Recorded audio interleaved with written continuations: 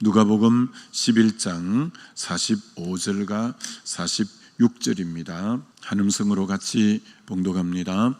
한 율법 교사가 예수께 대답하여 이르되 선생님, 이렇게 말씀하시니 우리까지 모욕하심이니이다. 이르시되 와 있을진저 또 너희 율법 교사여, 지기 어려운 짐을 사람에게 지우고 너희는 한 손가락도 이 짐에 되지 않는도다. 아멘. 오늘 설교 제목은 양무리의 본이 되라 라는 제목으로 말씀 전거하고자 합니다. 오늘 이 말씀의 전후 문맥의 배경을 보면 예수님이 한 바리새인 집에 식사를 초대받아서 식사로 가셔서 그 바리새인들을 책망하는 말씀 4가지를 앞에 쭉 하셨습니다. 그 첫 번째가 바리새인 너희들은 장과 대접의 겉은 깨끗이 하는데 너희 속에는 탐욕과 악독이 가득하다. 이 말씀을 첫 번째로 하시고, 두 번째는 너희들은 박하와 운양과 모든 채소의 11조는 들이되 율법의 그 중요한 11조 정신인 하나님의 공의와 사랑은 저버렸다. 이렇게 말씀하고, 세 번째는 바리새인 너희들은 회당의 높은 자리를 좋아하고 시장에서 문안받는 것을 좋아하는데 그러면 화가 있다라는 말씀이고, 네 번째는 너희들은 평토장한 무덤과 같아서 그 위를 밟는 사람이 알지 못함으로 더러워진다. 너희들이 겉으로는 깨끗한 그 평토장 무덤 아닌 것 같아도 속에는 그렇게 더럽다고 위선에 대해서 질책하셨습니다. 근데 그것을 옆에서 바리새인만 들은 게 아니라 율법 교사도 같이 듣고 이렇게 말씀하시니 우리까지 모욕하심이니이다. 옆에 율법 교사가 그렇게 반응을 보이는 거예요. 율법 교사는 율법을 해석하고 율법을 가르쳐서 백성들에게 종교적으로 도덕적인 책임을 부과하는 그런 어떤 가르치는 위치, 권위자들이 율법 교사라고 할 수 있는데, 아니 예수님이 앞에 그 4가지 말씀을 하실 때 바리새인들만 들으라고 그 말씀을 한 게 아니라 율법 교사들에게도 그 말씀이 적용되어지는 말씀인데, 우리까지도 싸잡아서 말씀하시니 우리를 모욕하심이니이다. 이렇게 반응을 하는 거죠. 이게 말씀을 자기들에게는 관계없는 말씀으로 이들이 받은 거예요. 그래서 참 안타깝죠. 말씀을 들을 때는 나에게 주는 말씀으로 이렇게 잘 받는 게 필요한데, 이거는 바리새인에게만 필요한 말씀이지 우리에게까지 그렇게 하니까 우리는 해당도 없는데 모욕을 받는 것 같습니다. 이렇게 반응을 보이는 거예요. 이들에게도 동일한데도 그 말씀을 자기 말씀으로 받아들이지 않는 거예요. 그게 여러분, 하나님 말씀을 여러분이 접할 때 하나님이 내게 주시는 말씀이다, 이런 자세로 항상 말씀을 받는 것이 기본이죠. 기본. 이 참 말씀을 받고 이 반응하는 것은 굉장히 신앙생활의 근본이고 중요하다고 할 수 있죠. 사도행전 2장에 베드로가 설교를 할 때 그들이 말씀에 어떤 반응을 보였냐면 마음이 찔려서, 그래서 우리가 어찌할꼬 그렇게 회개하라, 그러면 성령을 선물로 받을 거다. 그래서 그들이 말씀에 대해서 마음의 찔림을 받아 회개함으로 성령을 받고, 그때 제자의 수가 3,000이나 더하더라 할 때 그들이 제자 반열로 어떤 의미로 들어오게 되는 거죠. 이게 말씀에 잘 반응하면 내가 주님의 제자가 되어지는 굉장히 귀한 거죠. 그러나 사도행전 7장에는 스데반이 설교를 했는데 동일하게 마음에 찔렸는데 마음에 찔림을 받은 그들이 어떻게 반응하느냐면 이를 갈고 그리고는 돌을 들고는 스데반에게 돌을 쳐서 죽이는 일이 생긴 거예요. 그러니까 여러분 말씀을 듣고 동일하게 사도행전 2장에도 사도행전 7장에도 마음에 찔렸는데 하나는 그 말씀으로 자아를 죽이고 나를 죽이고 내가 성령을 회개하고 성령 받고 변화받는 반면 한쪽에는 말씀을 받고 내가 죽는 게 아니라 자아가 죽는 게 아니라 말씀 전하는 자에게 돌을 쳐서 죽이는 구약의 많은 선지자들도 돌에 맞아 죽었거든요. 그러니까 그들이 말씀을 안 받아들이고 마음에 찔림이 되니까 도리어 말씀 전하는 자를 공격해서 죽이는 거예요. 그러면 안 되는 겁니다. 이런 말씀은 내게 주시는 말씀으로 받고 그 말씀으로 찔림이 될 때 내가 내 자아를 죽이고 회개함으로 그러면 성령이 임하고 내가 사는 역사가 있는데 말씀을 거부해버리니까 그 말씀으로 말씀 전하는 자를 쳐 죽이려고 하면 정말 그들에게는 더 이상 소망이 없는 거죠. 이 시편 81편 하면 여러분 떠오르는 성경 구절이 있으세요? 시편 81편 10절이 너 입을 넓게 열라 그럼 내가 채우리라는 그 구절이 들어있는 곳이 바로 이 시편 81편이에요. 거기 보면 너희들이 내 말을 들으라 이렇게 내 말을 들으라고 주님이 말씀하셔요. 근데 그들이 하나님 말씀을 듣지 아니함으로 하나님이 그들의 마음을 완악하게 하여 그들이 임의대로 하게 내어버려 두었다라는 구절이 나오는 거예요. 하나님의 말씀을 들으면 그들이 입을 넓게 열고 그러면 하나님이 채우시고 그들이 하나님 말씀에 순종하면 내가 너희 대적을 내가 쳐주겠다고 말씀하는데도 그들이 마음이 완악해서 하나님 말씀을 듣지 아니하는 거예요. 하나님 말씀을 거부하니까 하나님이 하도 아무리 얘기해도 안 되니까 그들을 내버려 두는 거예요. 그러니까 제일 저주는 하나님이 내버려 두는 거예요. 히브리서 12장에 하나님이 받으시는 자녀마다 징계하시고 사랑하는 자녀마다 채찍질해서 하나님은 반드시 사랑하고 하나님이 받으시는 자녀는 잘못된 길로 가면 반드시 책망하고 채찍질을 해서라도 올곧게 가게 만드는 거죠. 말씀에는 4가지 기능이 있잖아요. 디모데후서 3장에 성경은 하나님 말씀은 우리를 교훈하고 책망하고 바르게 하고 의로 교육하기에 유익하게 하잖아요. 때로는 이 말씀이 내게 교훈을 주고 때로는 이 말씀이 나를 책망하고 때로는 이 말씀이 나를 바르게 하고 때로는 이 말씀이 나를 의로 교육하기에 유익한 그런 4가지 기능이에요. 늘 교훈만 하지 않아요. 때로는 말씀이 나를 책망하는 거예요. 교훈의 말씀도 달게 받지만 책망의 말씀도 달게 받을 줄 아는 그래야 믿음이 바로 성장에 가게 되어지는 거죠. 신명기 6장 4절은 유명한 거죠. 세마 이스라엘아 들으라 이스라엘아 들으라 라는 거죠.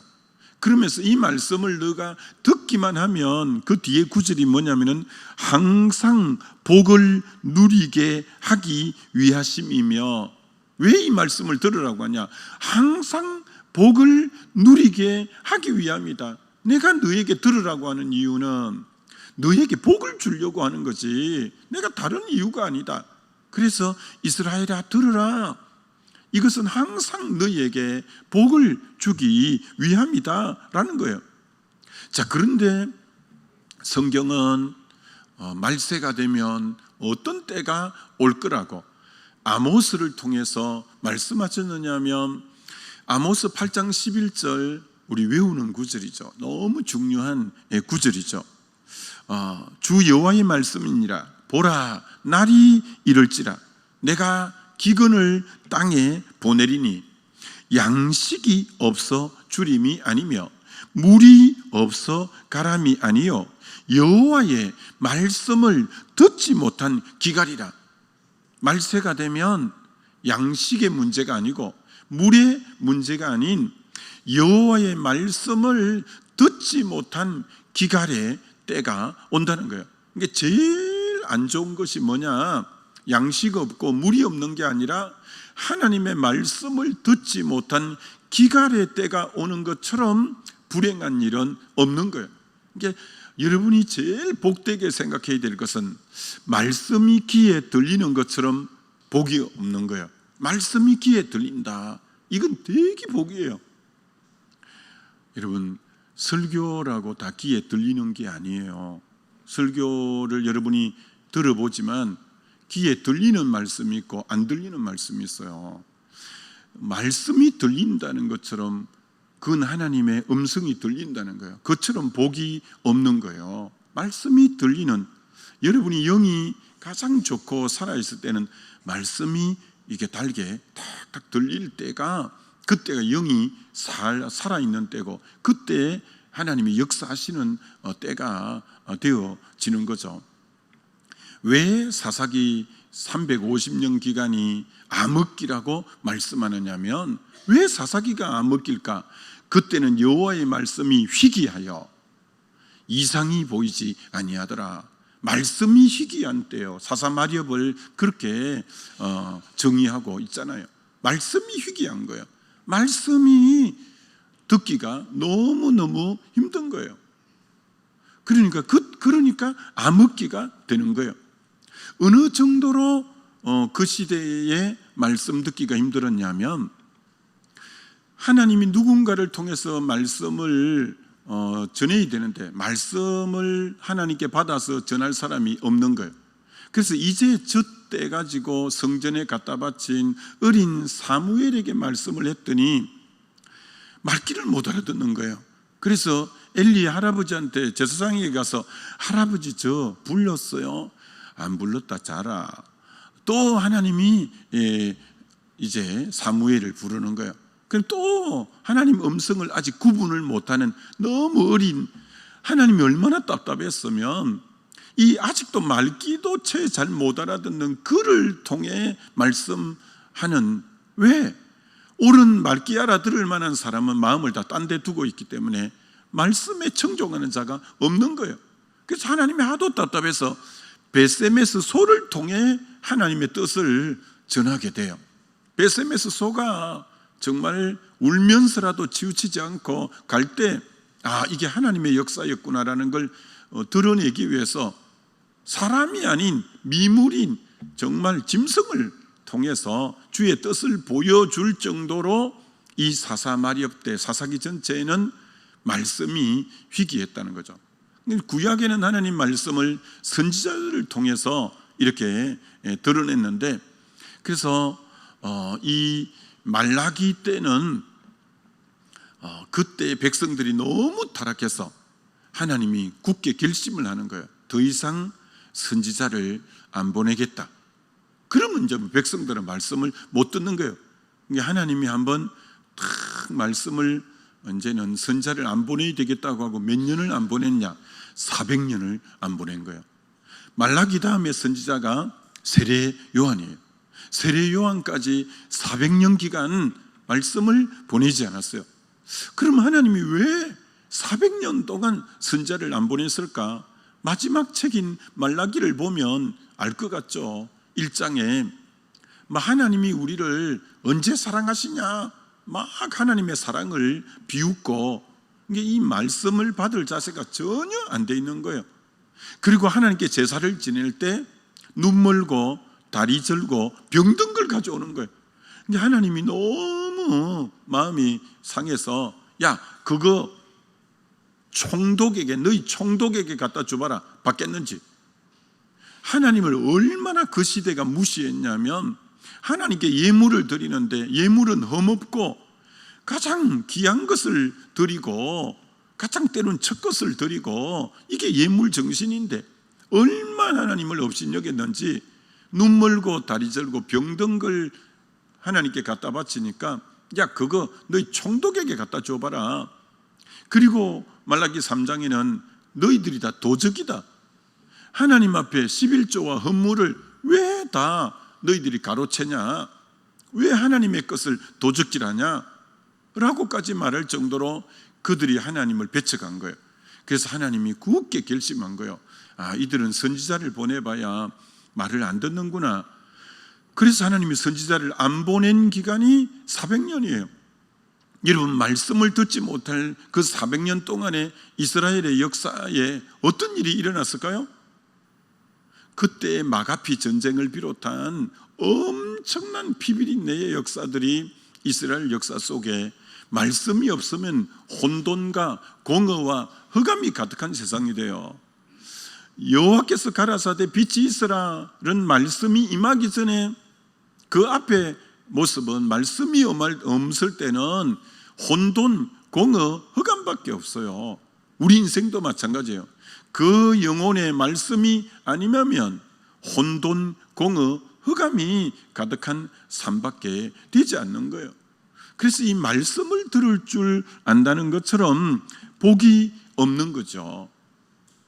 이 역사 속에 이념, 사상 중에 하나님 말씀을 배척한 이 사상과 이념이 있었어요. 그게 바로 공산주의라는 거예요. 공산주의는 종교를 아편이라고 하고, 공산주의는 교회를 불태우고 선교사를 죽이고 추방하고, 그래서 하나님 말씀을 인정하지 않았어요. 하나님 말씀이 없는 공산주의는 70년 만에 무너졌고 문을 닫게 되어져요. 여러분, 이 역사의 주관자는 하나님이에요. 하나님을 배척하는 곳에는 절대 하나님이 그대로 이제 되는 법이 없어요. 그래서 우리 인생의 제일 복된 인생이 뭐냐? 말씀을 자기 말로 하나님 음성을 잘 받을 수 있는 마음의 옥토 같은 토양이 될 때처럼 복이 없다, 이렇게 말씀할 수 있죠. 자, 큰 두 번째는 오늘 율법 교사들이 말씀을 자기 말씀으로 안 받은 게 첫 번째 문제고, 두 번째는 뭐냐면 46절에 이르시되 화 있을진저 또 너희 율법 교사여 지기 어려운 짐을 사람에게 지우고 너희는 한 손가락도 이 짐에 대지 않는도다, 이렇게 말씀하는 거예요. 여러분, 율법은 우리에게 짐을 지우는 게 결코 아니에요. 예수님이 율법을 이렇게 요약했잖아요. 하나님 사랑과 이웃 사랑으로 율법을 딱 요약했잖아요. 그렇습니다. 10계명이 1계명부터 4계명까지는 하나님 사랑이고 5계명부터 10계명까지는 이웃 사랑이고, 이 율법은 절대 우리에게 짐을 지우는 말씀이 아니라 정말 하나님 사랑, 이웃 사랑이고, 율법의 바른 정신은 우리에게 자유와 생명을 주는 거지 결코 율법이 짐을 지우는 것이 아닌데, 이 율법 교사들이 율법을 세부 사항을 만들어서 그걸 백성들에게 강요하고 율법 외에 추가적인 규정을 정해서 그걸 계속 백성들에게 무거운 짐을 지운 거예요. 그건 하나님이 그렇게 한 게 아니라 이들이 율법에다가 사람의 계명을 덧붙여 갖고 하니까 그들이 굉장히 무거운 짐이 되어졌던 겁니다.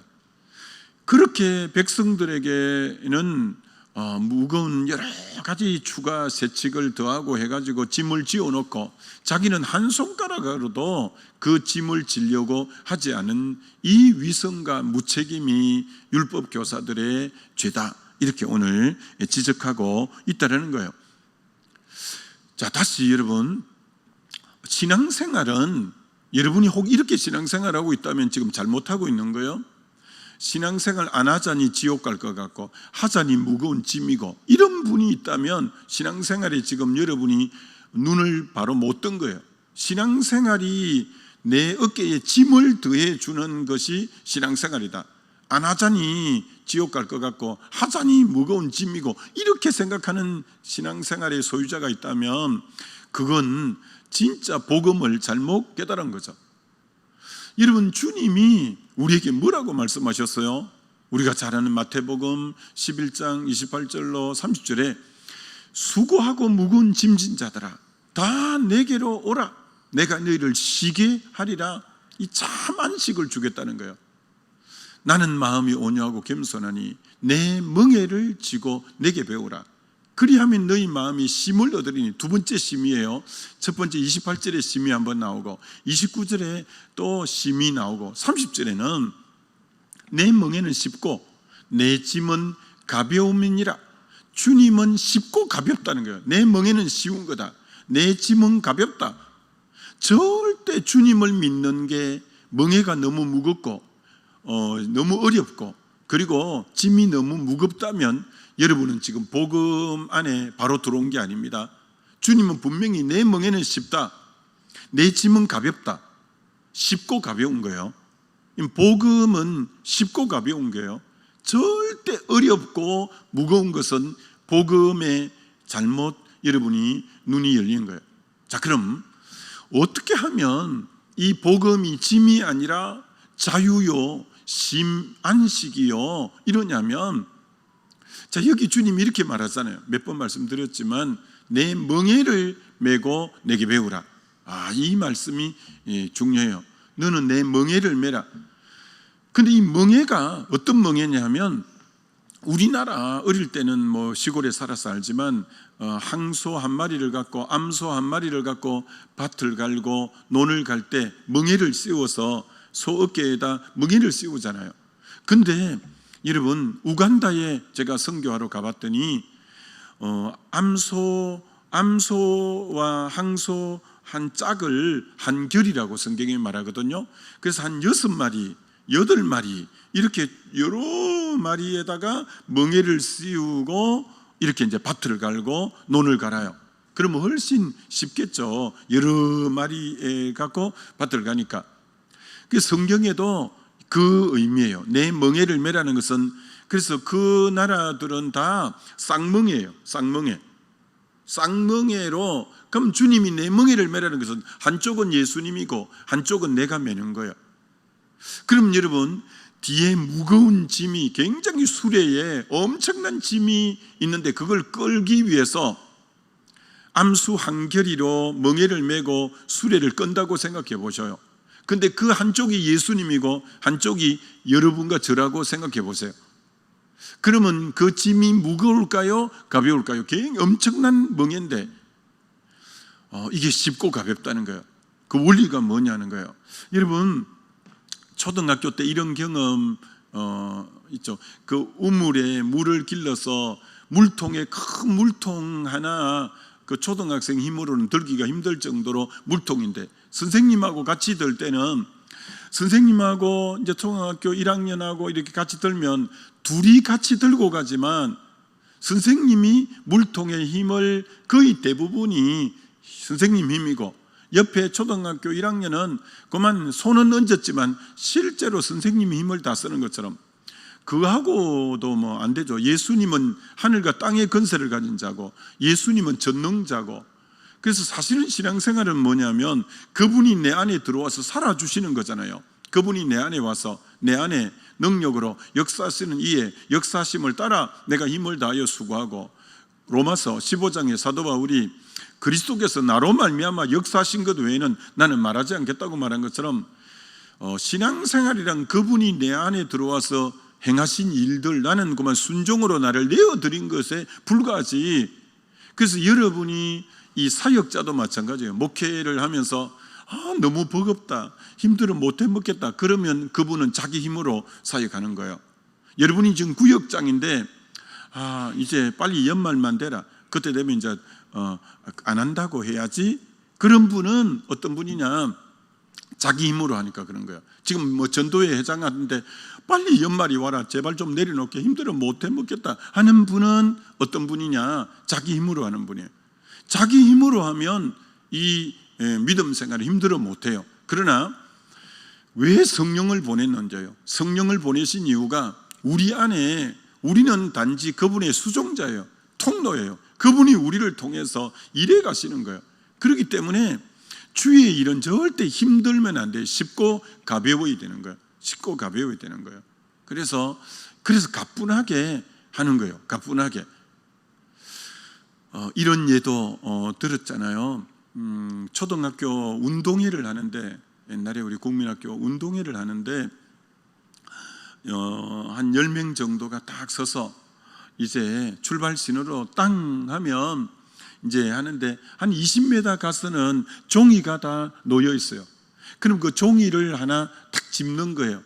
그러면 저 본부 단상에 여러 기빈이 초청되어 있고 이제 선생님들이 앉아 계신데, 그럼 맨 먼저 쫓아간 애가 종이를 탁 폈는데 교장 선생님이요. 교장 선생님 내년에 은퇴하시는데 지금 허리가 아파서 잘 걷지도 힘든데, 그 교장 선생님하고 나머지 많은 것을 띄어야 돼. 그래서 교장 선생님 하니까 교장 선생님이 상을 찡그리면서 하필 내가 하는 얼굴 표정으로 뭐 어그저 천천히 나오시는 거예요. 제일 일찍 간 애인데 교장 선생님하고 손을 잡고 뛰는데 교장 선생님이 못 따라오는 거예요. 그러니까 교장 선생님을 끌고 가는 거예요. 그래서 뭐 꼴찌했어요. 근데 맨 그 반에서 꼴찌하는 애가 20m까지 제일 늦게 도착해서 이 종이를 탁 폈는데, 새로 온 젊은 체육 선생님이 딱 걸린 거예요. 체육 선생 채자가 나오자마자 언제 뛰어나와서 얘 허리춤을 잡고는 뛰듯 날듯 해서 1등했어, 1등. 자, 여기서 굉장히 중요한 게 뭐냐, 체육 선생님은 체육 선생님이 이끌어서 이 아이를 이끌어 가서 들듯 잡듯 해서 이끌어 가서 1등한 거예요. 근데 1등한 아이 그 맨 앞에 달리다가 교장 선생님은 누가 이끌어 가느냐면, 교장 선생님이 너무 못 따라오니까 이 아이가 교장 선생님 손을 잡고 막 빨리 오세요 하면서 이끌어 가는 거예요. 이러면 신앙생활을 두 종류가 있어요. 자기가 신앙생활을 이끌어가는, 그건 율법적으로 신앙생활하는 사람이에요. 자기가 신앙생활을 이끌어가는 사람은 율법적으로 하는 사람이고, 성령의 주님이 나를 이끌어가고 나는 주님에게 이끌려서 날듯 뛰듯 같이 잡혀서 가는 인생. 이 신앙생활이 쉽고 가벼우려면, 신앙생활이 짐이 아니라 자유함이 있고 평강이 있으려면 바로 주님이 나를 사로잡아 나를 이끌어가는 그 신앙일 때 이제 그게 복음 안에서 바람직한 거예요. 스펄전 목사님의 설교에 그런 부분이 나와요. 스펄전 목사님이 어떤 예를 들었냐면은 젊었을 때 이제 그 마차를 끌고 가시는데 너무 무거운 짐을 지고 가는 노인을 만난 거예요. 그래서 할아버지 우리 마차에 타세요. 마차에 타세요. 할아버지가 너무 무거운 짐인데 마차에 타라고 하니까 너무 고마운 거예요. 그래서 젊은이 고맙네 하고 마차에 탔어요. 그리고 이제 마차를 끌고 가는데 뒤에서 끙끙거리는 소리가 나는 것 같아서 뒤돌아보니까 그 할아버지가 짐을 좀 마차에 내려놓으면 될 건데 또 마차에 이고 있는 거예요. 아이고 좀 내려놓으세요 하니까 아이고 젊은이 태워주는 것도 고마운데 짐을 어떻게 내려놓냐고. 여러분, 태워주는 것도 고마운데 짐을 어떻게 내려놓냐고. 아니, 그분을 태워드릴 때는 짐을 좀 마차에 내려놓고 가볍게 편안하게 가자고 하는 건데, 그 마차에 타갖고는 짐을 자기가 이고 있으니까 고생은 또 고생도 하는 거예요. 오늘 그리스도인이 이런 그리스도인이 많은 거예요. 주님을 영접하고 주님의 기차에 올라탔는데 자기 짐은 자기가 지고 있어. 끙끙거리는 거야. 시편 68편의 19절에 보면, 시편 68편 19절이 날마다 우리 짐을 지시는 주 곧 우리 구원의 주를 찬송할지어다. 날마다 우리 짐을 지시는 주. 오늘도 주님은 우리의 짐을 져주시는 거예요. 져주시는 거예요. 너 짐 내려놓아라. 너 짐 내려놓아라. 내가 이제 져줄게. 내려놓아라. 그래서 절대 복음 안에서 삶은 짐을 안겨주는 삶이 아니에요. 다음 시간에 한 번 더 하겠습니다만, 진리가 너희를 자유케 하고 아들이 너희를 자유케 하지, 우리에게 짐을 더해 준다면 그건 율법적으로 잘못 가르치는 거예요. 복음은 어떻게든지 성도로 하여금 자유케 하고 인생의 짐을 들어주고 가볍게 하는 것이, 오늘 이 율법 교사처럼 어떻게든 짐을 더 지우고 어떻게든 힘들게 하고, 그건 바른 신앙생활이 아니에요. 혹 여러분 중에 내가 신앙생활을 듣고 보니까 복음적으로 하지 못하고 율법적으로 신앙생활을 하고 있었구나.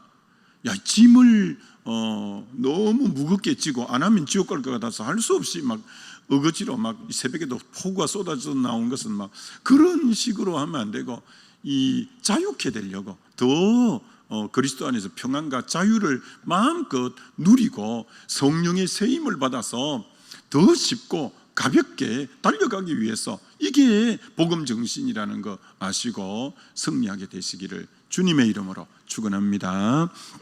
이 시간 우리 기도할 때 날마다 우리 짐 져주시는 주님께 내 짐을 다 맡겨버리라 라고 하시는 주의 말씀 생각하면서 우리 주여 한번 부르고 기도합니다.